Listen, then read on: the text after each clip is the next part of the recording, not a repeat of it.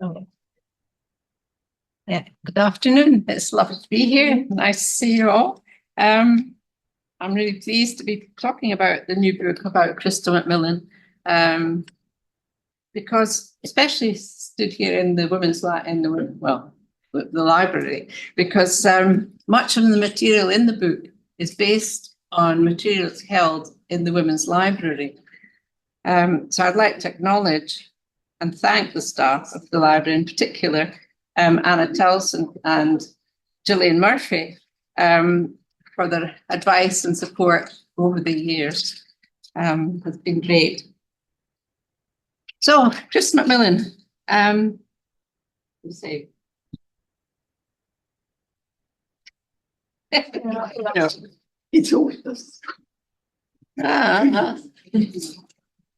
It was working. Yeah.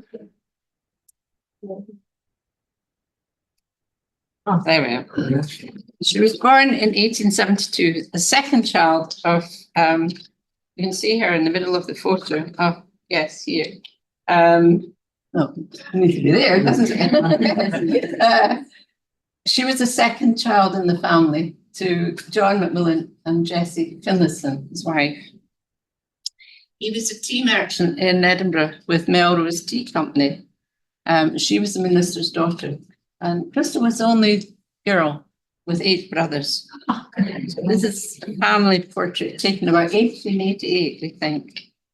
Her final years in education were at St Leonard's School in St Andrews, which was a radical new boarding school for girls. She won the scholarship to Cambridge. It was called home as her mother's health was deteriorating. But in 1892, Edinburgh University opened their doors to women students, and Chrystal Macmillan joined the science faculty as an undergraduate.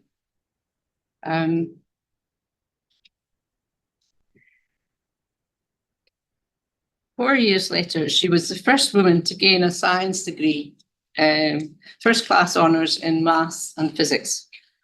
She went back to university and gained a second honours degree in moral philosophy, graduating in 1900. This is a photo of her at that time. Now, after graduating from Edinburgh University, she became very involved in the women's suffrage campaign all over Scotland. Now, at the time, there were 3 main suffrage societies. There was the National Union of Women's Suffrage Societies, which was the oldest one, led by Millicent Fawcett. There was Women's Freedom League, and there was a Women's Social and Political Union led by Emmeline Pankhurst. It was a militant organisation. Chrystal Macmillan belonged to the NUWSS, the non-militant organisation. NUS used the law to argue for women's rights. They sent petitions to Parliament and processions claiming the right for women to vote. So early in the 1900s, graduates of the Scottish universities could vote for their own Member of Parliament.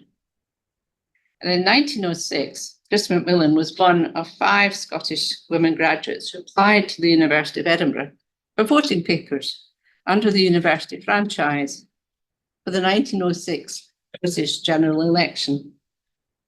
She was accompanied by Dr. Elsie Ingalls, Frances Melville, Margaret Nairn, and Frances Simpson. When the university refused their application for papers, the women took their case to the Court of Session in Edinburgh, raising money to pay a barrister to present the case. But the case was dismissed on the grounds that women had never had to vote. So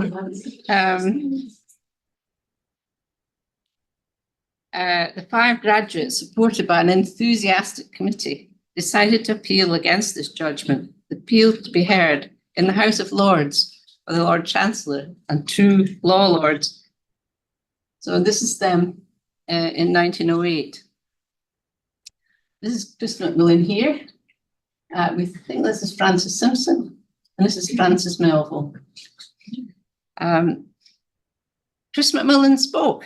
She presented the legal arguments for allowing women graduates to vote in parliamentary elections. She didn't argue the rightness of the cause. She used legal precedents. It became a legalistic argument she presented.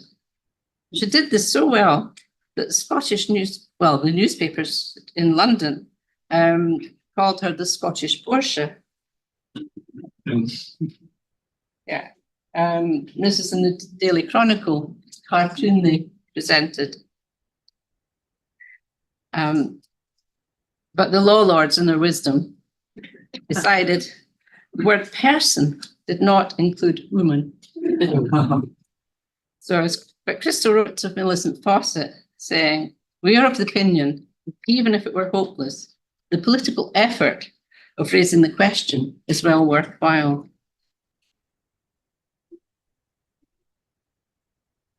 So, moving on, by 1912, Chrystal Macmillan was travelling regularly to London to attend 2 sets of committee meetings. She was very active on the executive committee of the women's organisation led by Lady Aberdeen, i.e. the National Council of Women, known in 1900 as the National Union of Women Workers. It was really on this committee that she learned how to monitor legislation going through Parliament and how to lobby MPs to have that law amended. And she was also active on the executive committee of the National Union of Women's Suffrage Societies.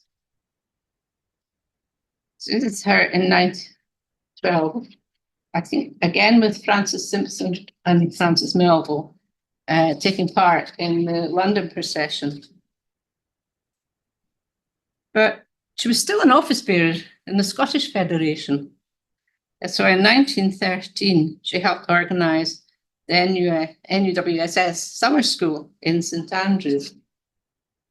This is it. I found this, quite proud of this, I found this photo in the Women's Library and it wasn't labelled. And I thought, there's a tower there. I think that's St Leonard's School. I spent the day wandering around St Andrews. And on the late afternoon on my way home, dejected, having not, because it's not St Leonard's, out the corner of my eye, I saw a tower. I tracked it down. It's the Ladies' Sports Pavilion behind Lumsden Hall, and it's built with money from Carnegie. In the photo, Millicent Fawcett here is next to Miss Dove, who at that time was headmistress of St Leonard's. And Chrystal is there, just to the left of the banner. I'm sure there are lots of other women you should know about in that photo, but I don't know them.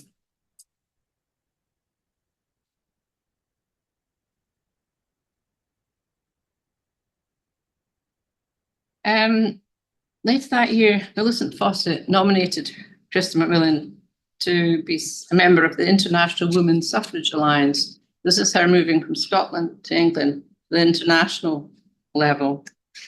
And she worked with 2 colleagues in the IWSA, and they published a book, pamphlet, Women's Suffrage in Practice. This was with Marie Stripp from Germany and Marie of Varone from France. It's a survey of women's suffrage right around the world. It's a very interesting study and gives details of women's right to vote in local elections, municipal elections, and national elections. And it was published in 1913. So Chrystal Macmillan also wrote a companion book, Facts versus Fancies on Women's Suffrage, where she uses statistics to show that in countries where women had the vote, children were not neglected. There were not more problems. So that was published in 1914. But as you all know, 1914, the First World War started. And the war divided the suffrage movement. The suffragettes in women WSPU under Emmeline and Christabel Pankhurst gave up suffrage campaigning and supported the army recruitment drive. The NUWSS under Millicent Fawcett, initially exhorted the political leaders to resolve international disputes through negotiation. But after a warning from Lord Robert Cecil that if she continued to talk about peace, he would no longer support the suffrage cause.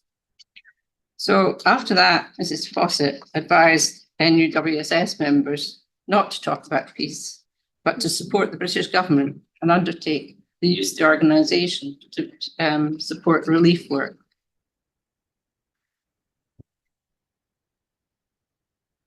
The International Women's Suffrage Alliance was due to hold a congress in Berlin in 1915, but this was cancelled by the German women at the start of the First World War.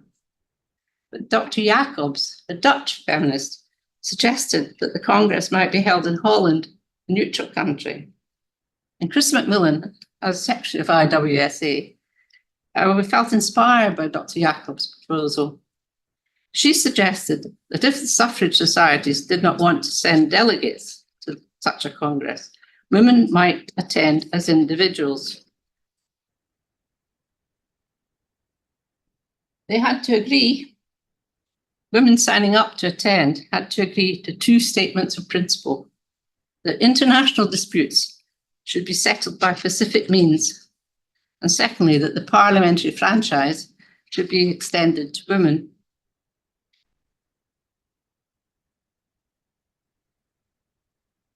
So 1,300 women turned up, attended the Congress, despite all the difficulties of getting there through war-torn Europe. Germany had declared the North Sea and the English Channel as war zones. Great Britain declared a blockade on ships carrying goods to Germany or their allies. So 180 British women applied for passports, but in the end, only 3 were able to get there. Now, I wonder if I put in the cartoon. No, I didn't.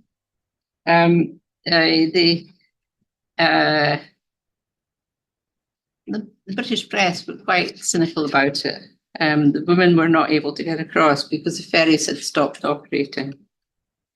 47 women travelled from America, but they were held in the English Channel by the British warships who weren't sure that they should be allowing them through.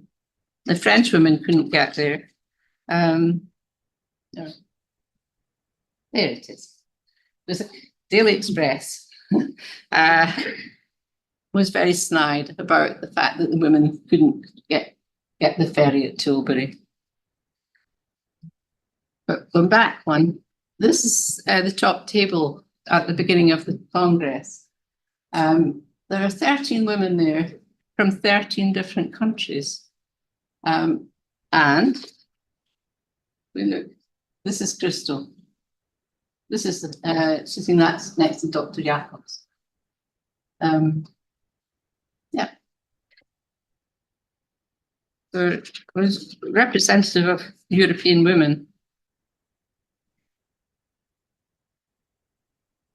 Women debated and discussed the issues for 3 days, and at the end issued 20 resolutions about suffering in war, causes of war, and suggestions on how to improve peace education. The women agreed they would meet again in the same place and the same time as the conference to negotiate the peace at the end of the war, wherever and whenever that happened. Towards the end of the Congress, Rosika Swimmer said, "Words, words, what are we going to do though?"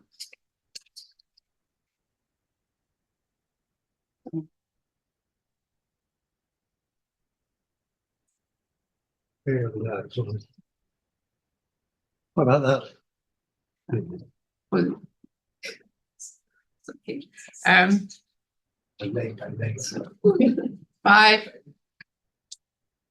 Five envoys were elected by Congress to take the 20 resolutions to the belligerent and neutral nations of Europe and to the US President to urge governments to put an end to the bloodshed and to establish a just and lasting peace.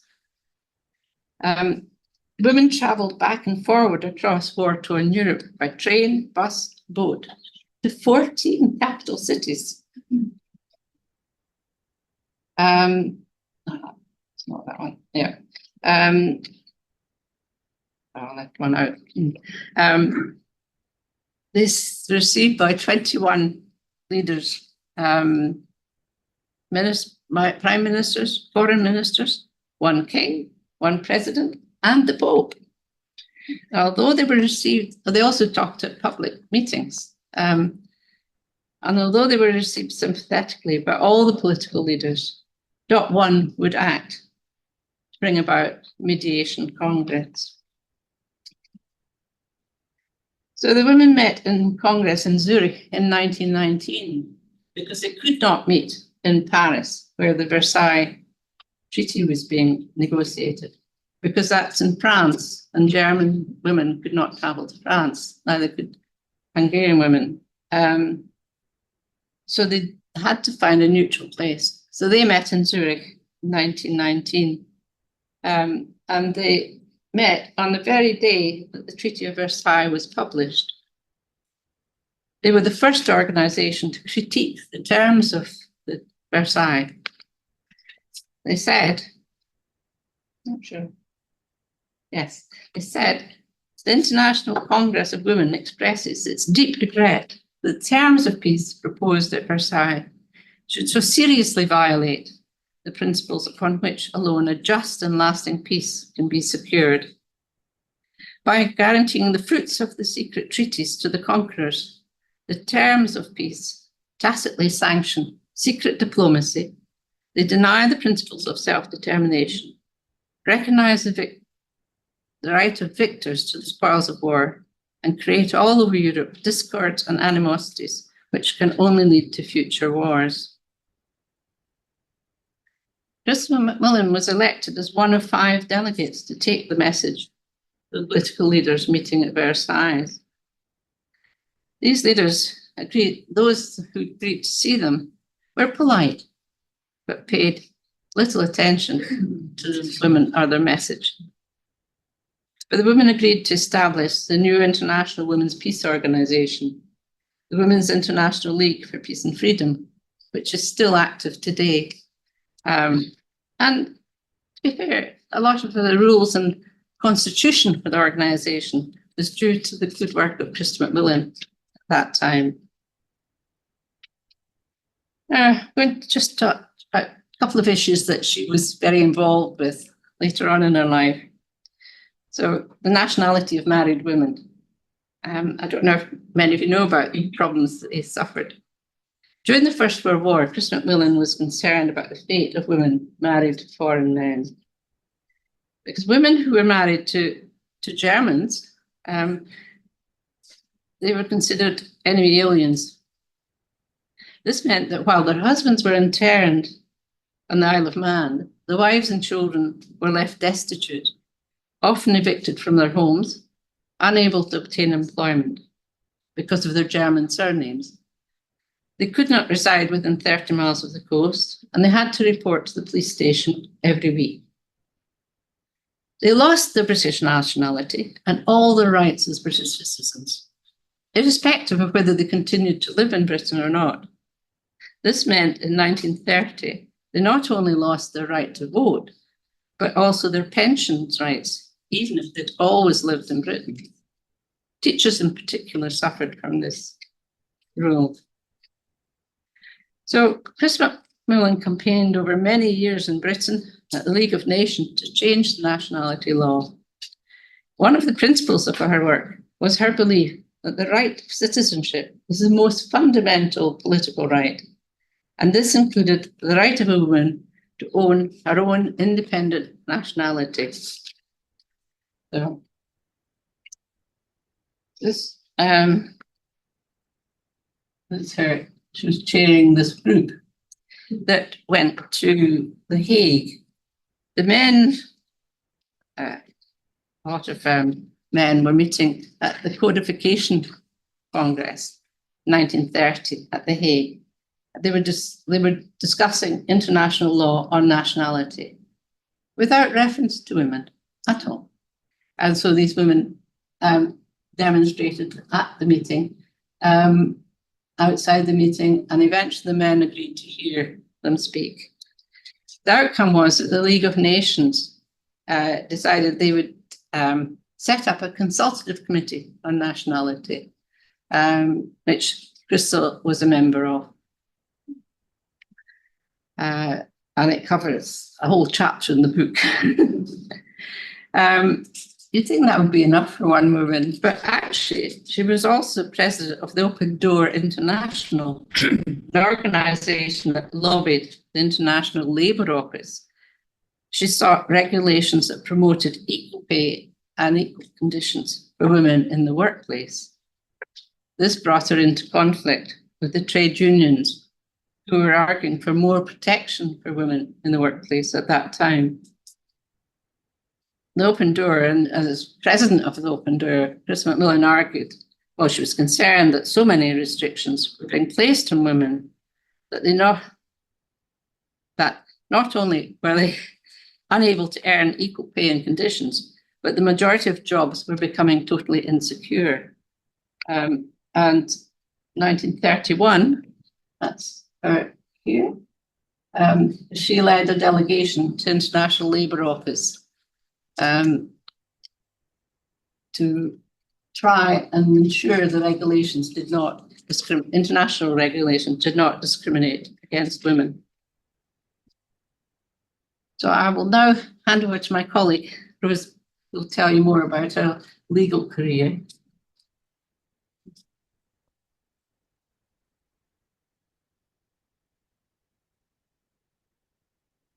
Really amazing to consider she did all that and had a career at the bar. I know, it's amazing. She was one of many women who, for years, campaigned for women to be admitted to the professions, and particularly the legal profession, and was a founding member, of course, of a committee for opening the legal profession to women. And there was huge resistance to that, not just within the Inns of Court, but generally, because women were not admitted into anything that required that degree of professionalism and power and so forth. The critical moment was 1919 with the passing of the Sex Discrimination Removal Act, which now allowed women to become members of the legal profession and other professions. Chrystal at that stage was 42, I think. No, 48, I beg your pardon. And she enrolled as a student at Middle Templar in London and passed all her exams, as you'd expect, and was called to the bar in she joined in 20, that's right, which is just after the Act, called to the bar in 24. And so in this picture, she must be at least 52. Wow. Which was quite late to be entering the profession. And her practice, well, it's interesting, actually. There's a very, very good article called Cautious Progress, published some time ago, written by Patrick Polden, in which he claimed she had no active practice.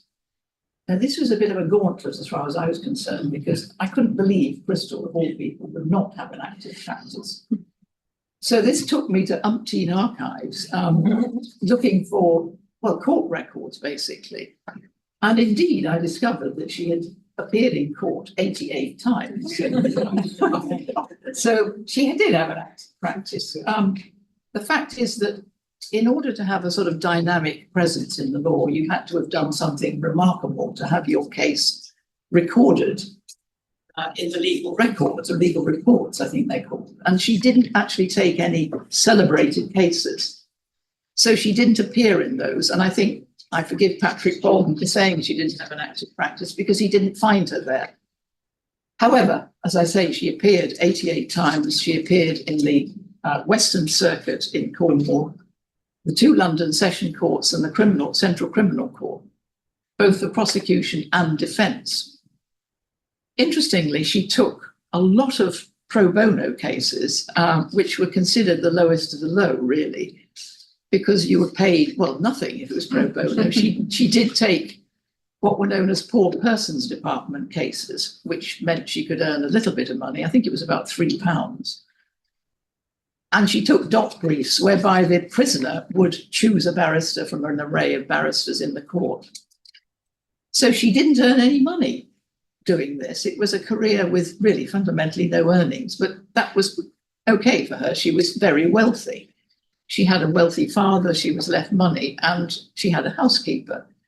She was in many ways very fortunate.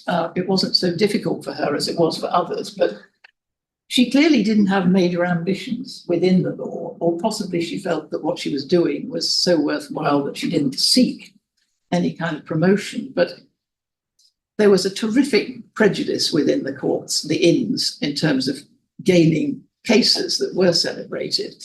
The clerks had a kind of cab rank principle, so you had to wait your turn. And because they were prejudiced against women, they didn't often get offered celebratory cases. I think that's right, is it not? Lawyers are most stupid. Anyway, Chrystal, as I say, didn't have celebrated cases really, but she did all of these others, many of which were about burglary or, basic cases, but she did take one rape case. She also defended someone who had clearly didn't know what to do with her child and indeed buried her, which was a tragic case. And she took, other quite high-powered cases, very highly regarded by those in the profession. There's lots of text describing her as being remarkable in her advocacy.